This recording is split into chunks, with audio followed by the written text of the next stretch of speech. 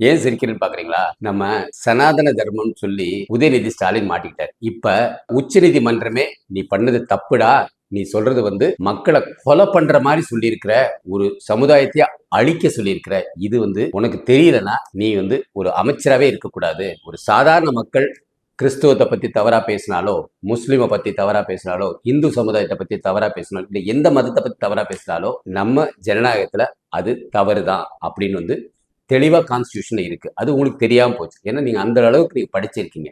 சரி, அப்படிதான் தவறு விட்டுட்டேன், என்னோட மன்னிச்சுக்கோங்க அப்படின்னு சொல்லிட்டு போயிருந்துக்கலாம்.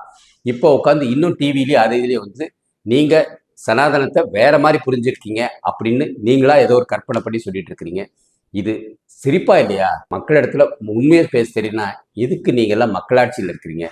மக்களாட்சினா மக்களை புண்படுத்தக்கூடாது, அதான் மக்களாட்சி. மக்களை புண்படுத்தாம நீங்க அரசியல் பண்ணுங்க. சனாதன தர்மத்துல தோல்வி அடைஞ்சது மு.க. ஸ்டாலினோட மகன் உதயநிதி ஸ்டாலின்.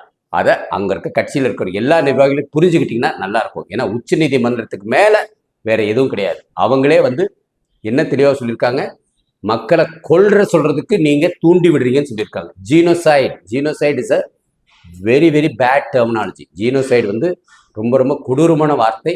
அதை கொல்றதுக்கு நீங்க தூண்டி விட்டுருக்கீங்க. இப்ப எதெல்லாம் கிளறாங்கன்னா, ராஜீவ்காந்தி இறந்ததுக்கு கூட திராவிட முன்னேற்ற கழகத்தோட பங்கு இருக்குமோ அப்படிங்கிற ஒரு சிந்தனையில வடநாட்டு அரசியல்வாதிகள் பேசுறாங்க. யாரு இல்லைங்க, காங்கிரஸோட அரசியல்வாதிகள் பேசுறாங்க. இதை உங்க கட்சியில ஒரு கடுமையா கண்டிக்க முடியல. இதனாலதான் காங்கிரஸ் விலகிறதுக்கு வாய்ப்பு இருக்கான்னு பார்த்துட்டு இருக்காங்க. வாய்ப்பு இல்லாதனாலதான் இன்னும் திராவிட முன்னேற்ற கழகத்துக்கூடயே இருக்கிறாங்க. அதனால திராவிட முன்னேற்ற கழகம் தமிழ்நாடை சிரிக்க வச்சிடாதீங்க. இந்த மாதிரி தவறான யாரையும் புண்படுத்துற மாதிரி உள்ள அரசியல் வேண்டாம், வேண்டவே வேண்டாம். வாழ்க தமிழ், முடியட்டும் திராவிடம், விடியட்டும் தமிழ்.